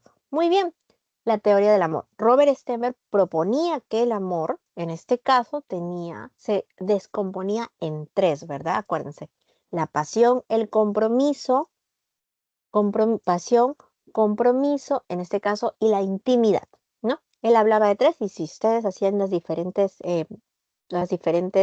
conjuntos, grupos, podían llegar hasta tener 7 tipos de amor. Y el amor, en este caso completo, el que unía los tres componentes, era aquel al que todo el mundo debería buscar, a que todo el mundo debería llegar.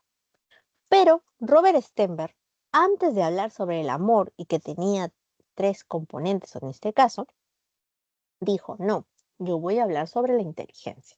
Porque, bueno, no sé si será coincidencia o no, o lo habrá utilizado de base, yo no sé, ya en algún momento le preguntaremos a Robert Stenberg, pero Robert Stenberg dijo, la inteligencia tiene 3 caras, así como el diamante, la inteligencia tiene 3 caras, ¿no?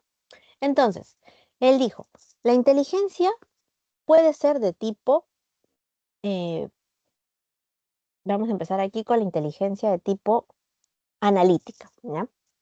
La inteligencia de tipo analítica, que es la segunda, vamos a empezar así, ahorita ya les voy a decir por qué. La inteligencia analítica, él dijo, ¿no? Eso habló de estos procesos mentales que uno requería para resolver problemas. Y esos son estos procesos que garantizan el éxito académico de las personas, ¿no? Para resolver problemas que requieren, por ejemplo, análisis, evaluación de información, el uso de la memoria, todo esto, inteligencia de tipo analítica, ¿no? Un tipo de inteligencia. Luego dijo, existe otro tipo de inteligencia, que es la inteligencia creativa, que es la capacidad de pensar fuera de la caja, utilizar el conocimiento para crear nuevas soluciones innovadoras y diferentes, ¿no? Acuérdense, creatividad tenía 2 componentes, 2 condiciones básicas, ¿no? Era la utilidad social en este caso y que fuera novedoso, ¿no? Que en su momento, por ejemplo, el celular fue creativo, ¿no? Ya el día de hoy no, pero en ese momento era muy creativo, era algo nuevo, algo irreverente, algo jamás visto, ¿no? Ya, inteligencia creativa. Ustedes cuando, por ejemplo, haciendo un paréntesis, escuchan estos eventos de ideas disruptoras, ¿no? Obviamente es porque están buscando la inteligencia creativa, ¿no? Buscan pensar fuera de la caja, dar nuevas soluciones a problemas que ya se tenían, ¿no? Aplicar soluciones estas novedosas. Entonces, ay, perdón. Entonces, aquí se van a gestar estas nuevas habilidades, ¿no? Y aquí se requieren, por ejemplo, esta habilidad de adaptación, ¿no? Para las nuevas tareas que vamos a ir teniendo, ¿no?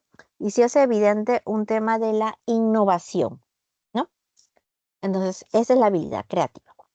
Y luego, otra inteligencia para Robert Stenberg era la inteligencia de tipo práctica o contextual, que es la capacidad de ajustarnos, en este caso, a un contexto para solucionar un problema, que se puede aplicar en diferentes situaciones a nivel cotidiano, ¿no? Pero para él, en este caso,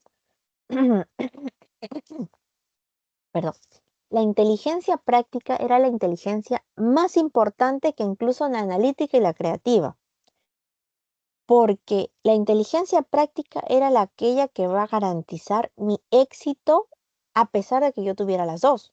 Porque, por ejemplo, si yo soy un inteligente de tipo analítico, puedo resolver problemas al revés y al derecho, ¿no?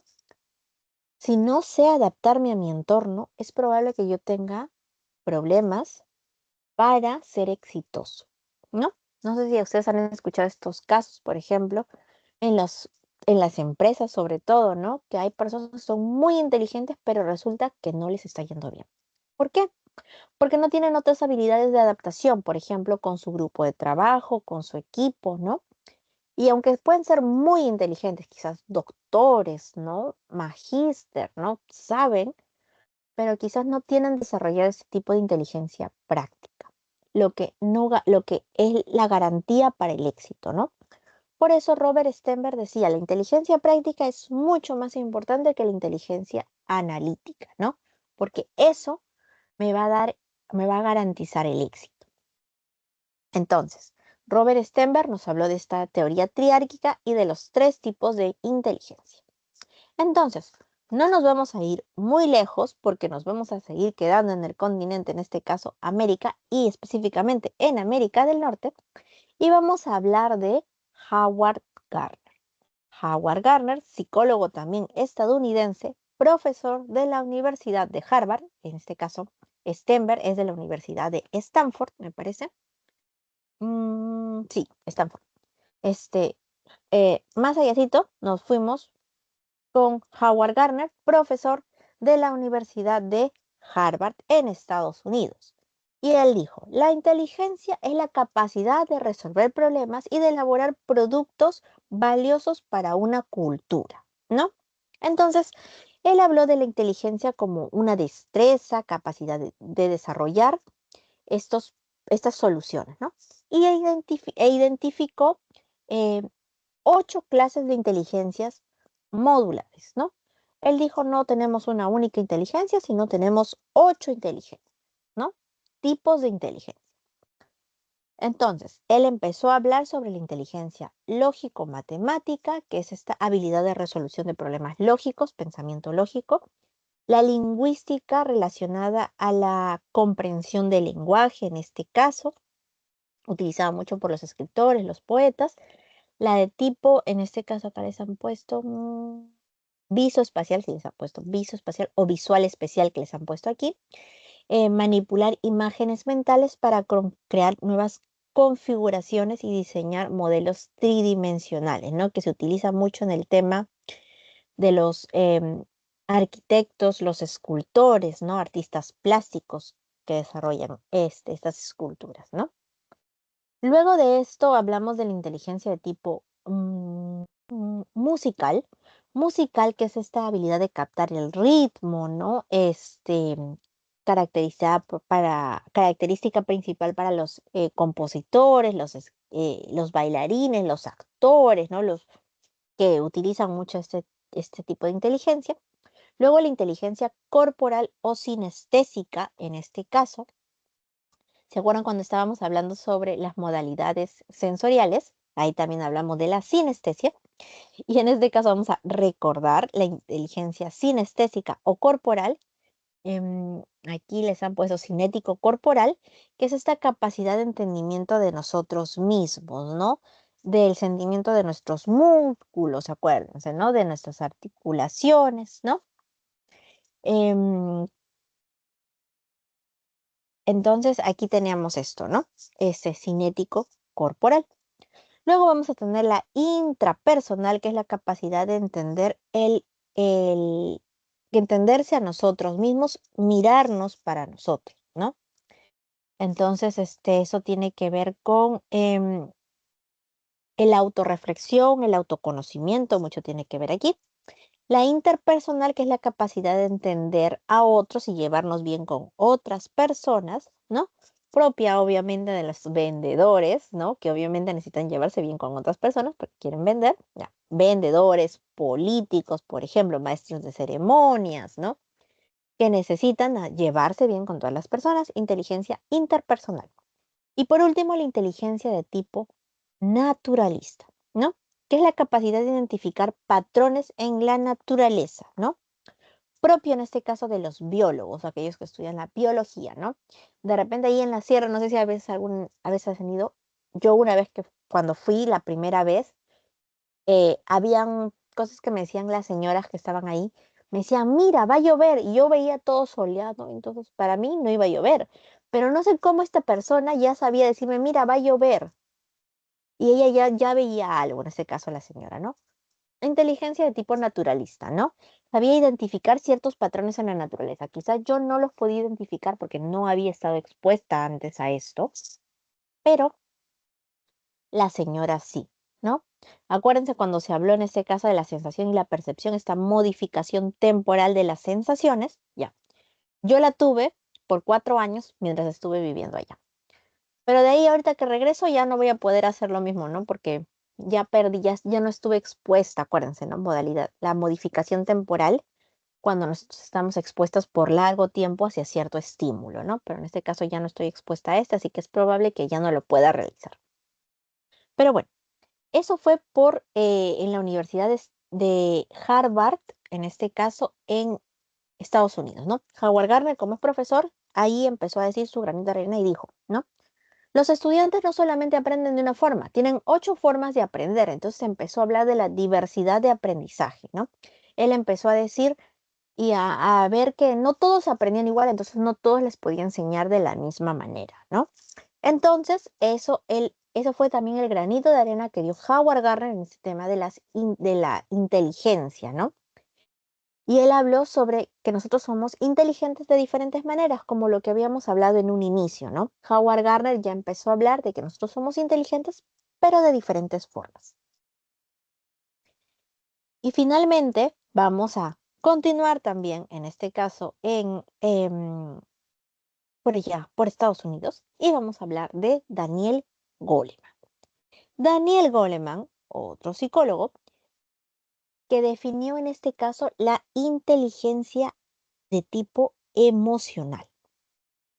Porque él lo que hizo, ¿no? Fue agarrar, bueno, Howard Gardner dice, nosotros somos inteligentes, en este caso, de 8 formas distintas, ¿no? Howard Gardner, pues sí.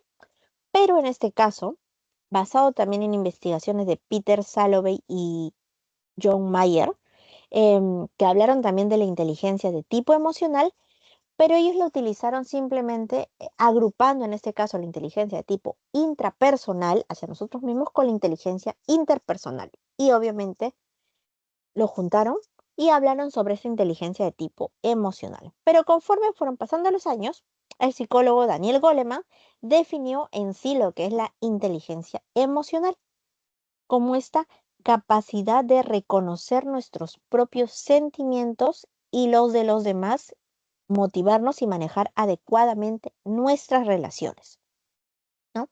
Lo que garantizaba también mi éxito, ¿no? Porque en este caso sí, em, Goleman dijo, sí, tenemos un coeficiente intelectual. Obviamente, sí, eso es parte del éxito académico que nosotros tenemos. Pero más allá de ese éxito académico, para tener un éxito en la vida, nosotros tenemos que desarrollar un coeficiente de tipo emocional, ¿no?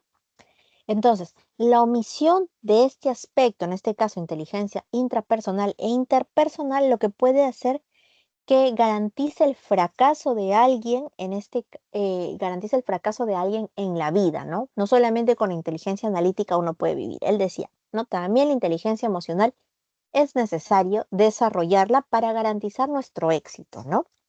Un poco similar a lo que dijo en su momento, lo que argumentó en este caso Robert Stenberg, pero él lo desarrolla un poquito más, ¿no? Y él habló que esa inteligencia de tipo emocional tenían 5 pilares.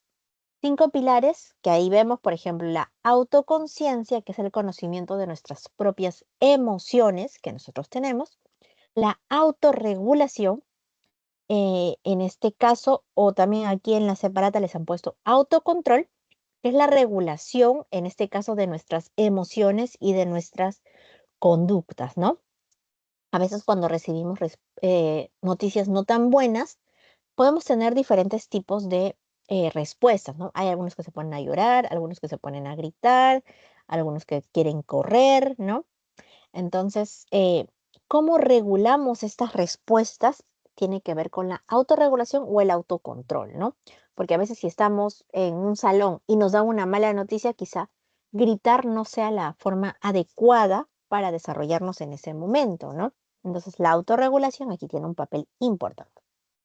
Luego de eso está la automotivación, que es la organización de nuestras emociones que se canalizan para conseguir, en este caso, metas propuestas, ¿no? Aquí vamos a hablar un poquito del posponer, en este caso, algunas sensaciones, de repente felicidad, para el logro de otras, ¿no? Para el logro de ciertas metas que nosotros tenemos.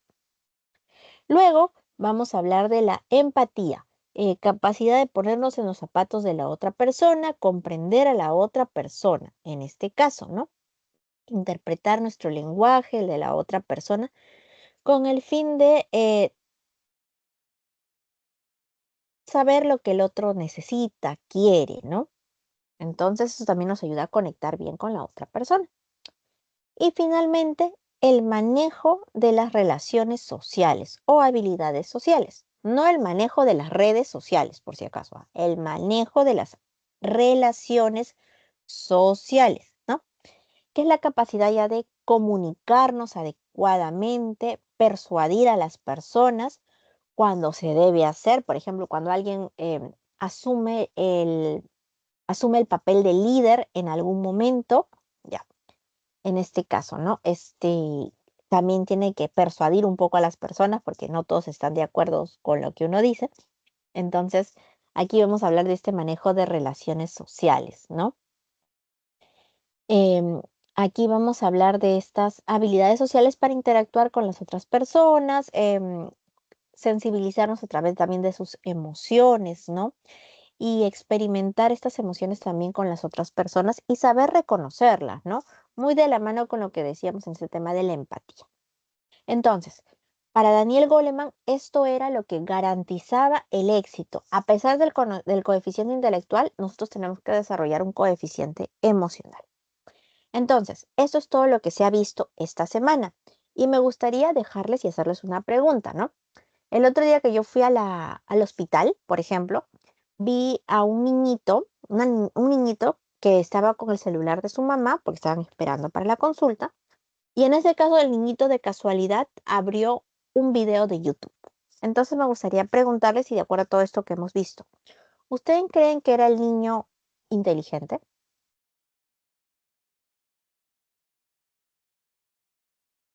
al abrir este video de YouTube en el celular de su mamita?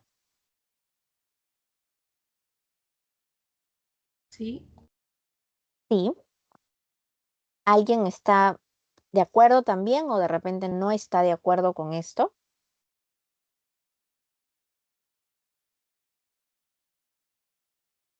Bueno, esto tiene dos respuestas, porque si nosotros lo queremos ver desde la óptica de los teóricos clásicos, te van a decir, no, él no era inteligente porque no estaba resolviendo ningún problema.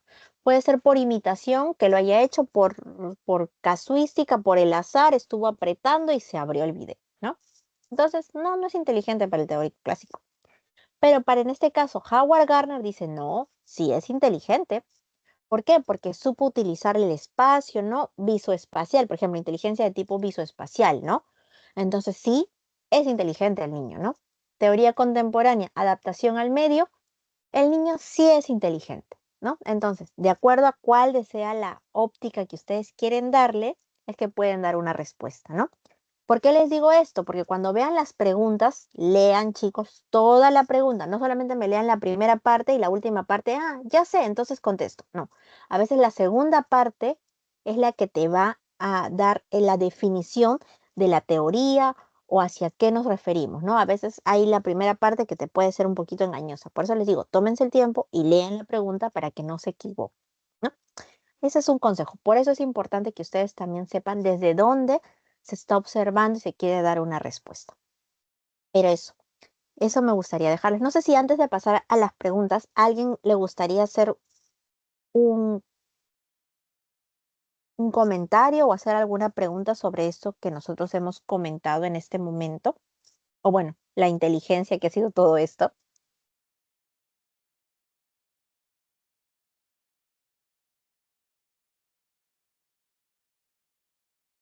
Eh, Profesora, Ujú, una pregunta.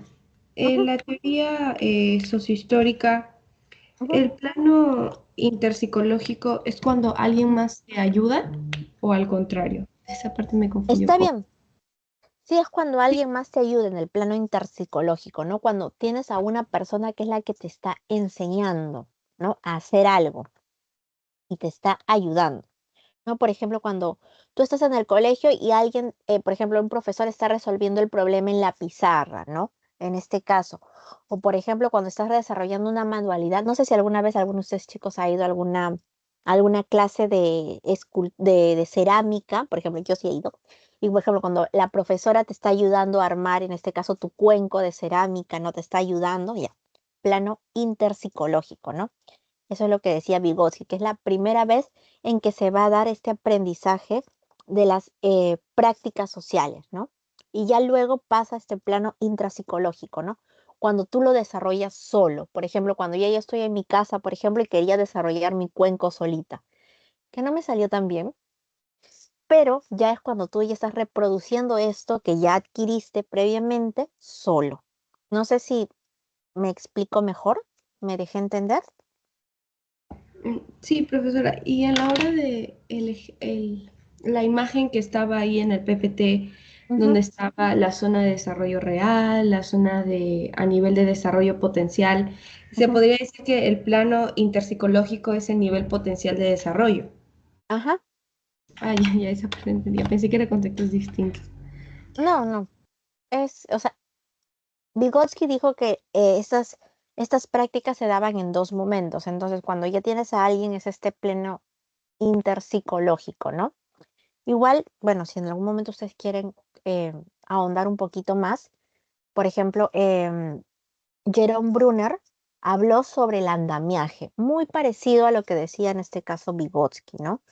Jerome Brunner habló de que nosotros necesitamos andamios, así, imagínense en una construcción, un edificio, no necesitan andamios para construir, ya. Nosotros para desarrollar nuestro intelecto, nuestra inteligencia, necesitamos andamios. ¿Andamios qué son? Estas personas, ¿no? Los profesores, los que nos ayudan a construir en este caso, ¿no? A desarrollar nuestros problemas, ¿no? Por eso también a veces confunden estas cositas, ¿no? Pero Jerome Brunner lo vio, pero él habló más sobre el tema él lo bautizó andamiaje, ¿no? Por eso, si en algún momento deciden investigar un poquito más de esto, se van a encontrar quizás con esto de Jerome Brunner, ¿no? Pero no es lo mismo, ¿no? Solamente que tienen perspectivas distintas de ver lo mismo. Pero en este caso, olvídense de eso y solamente veamos la teoría sociohistórica de Vygotsky, porque eso es lo que va a entrar en el examen. Si en algún momento viene, en estas preguntas no les van a preguntar de Jerome Brunner, les van a preguntar de esto, al menos en esta parte.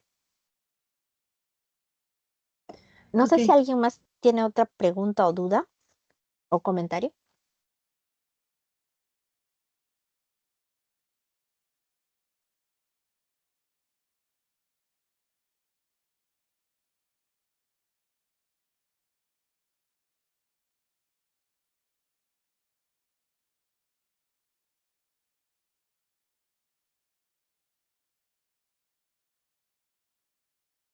Bueno, entonces, eh, creo que no. Bueno, entonces, esto ha sido todo lo que es la teoría de la inteligencia en este caso. Vean que la inteligencia no es solamente un solo constructo, ha ido desarrollándose en el tiempo, porque así como les decía, se les decía en el inicio, ¿no? La psicología también va cambiando en el tiempo, porque no ha sido solo una durante toda esta vida, así como la mente, el ser humano también va cambiando, es probable que la psicología también lo siga haciendo. Y la inteligencia también se ha ido construyendo en el tiempo, ha ido mejorando, ha ido cambiando la definición de lo que es la inteligencia, ¿no? Entonces, si ya no tienen ninguna otra duda, ninguna pregunta, vamos a pasar, perdón, a la parte de los ejercicios, ¿no? Entonces, ejercicios de clase. La primera parte dice, yo voy a leerlos, entonces ustedes me responden, ¿no? La opción que ustedes consideren, esté bien o esté mal, igual lo vamos a desarrollar aquí en clase, ¿no? Pero bueno, entonces dice el ejercicio 1. De los conceptos revisados sobre las teorías clásicas de inteligencia, marque la afirmación correcta. Investigan el origen, naturaleza y estructura de la inteligencia. B. Binet y Simon crearon la primera escala de medida de inteligencia. C. Buscan resolver si la inteligencia son capacidades globales o específicas. D. La primera escala de inteligencia mide exclusivamente aritmética, fluidez y verbal. Ya, perdón. La edad mental es evaluada a través de una prueba intelectual. ¿Cuál de ustedes han marcado, cuál la respuesta que ustedes han marcado en este ejercicio?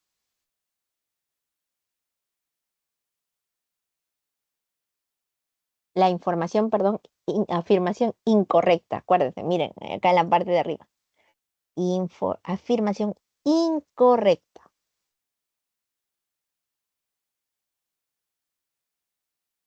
Letra D.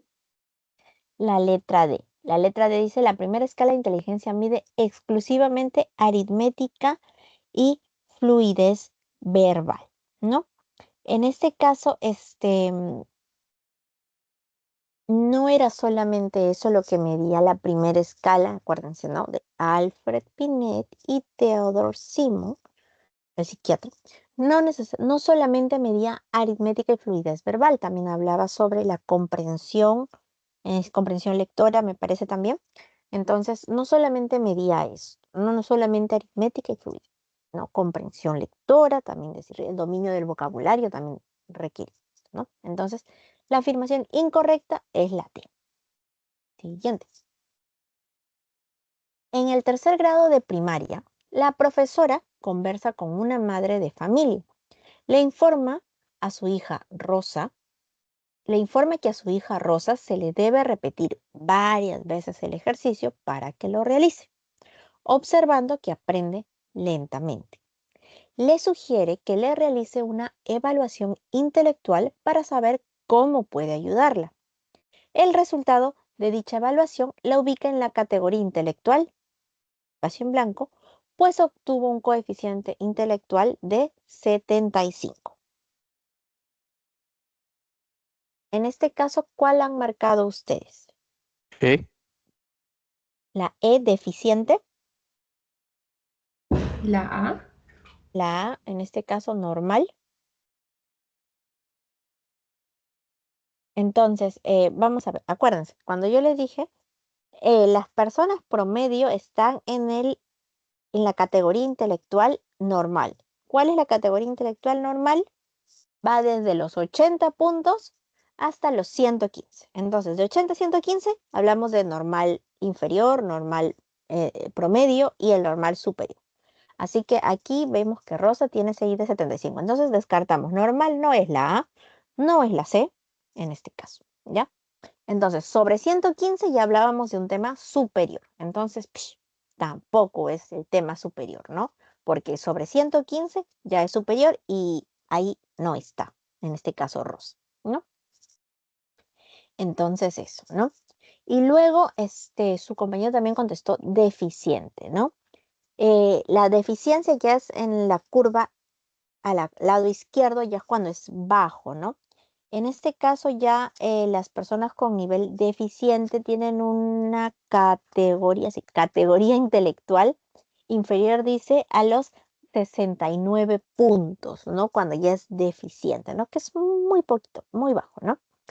En este caso, las personas que tienen entre 70 a 79, que es entre deficiente y normal, es del tema limítrofe. O en este caso también les han puesto fronterizo, que es en donde caería Rosa. De 70 a 79.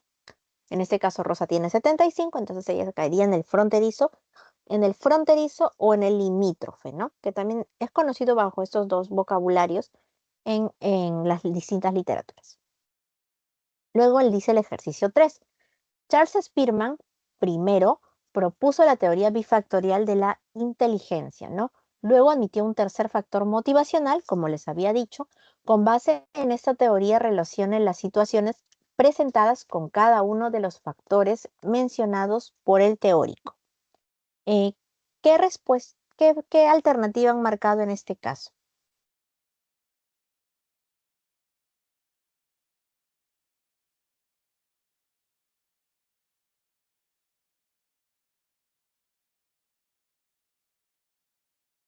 ¿Alguna opción marcado aquí?